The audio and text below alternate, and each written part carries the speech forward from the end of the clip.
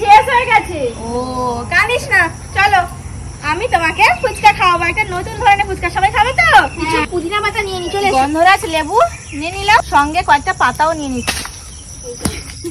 কাঁচা পাকা আম কুচিয়ে নিয়েছি, দিয়ে দেবো পুদিনা পাতা, কাঁচা লঙ্কা, শসা কুচি, কাঁচা লঙ্কা, ভাজা লঙ্কা, জিরে, বিট লবণ, চাট মশলা, কাঁচা ছোলা, ঝুরি ভাজা, লেবুর রস, চাট মশলা, বিট লবণ। দেখো কাটতে কেমন হয়েছে।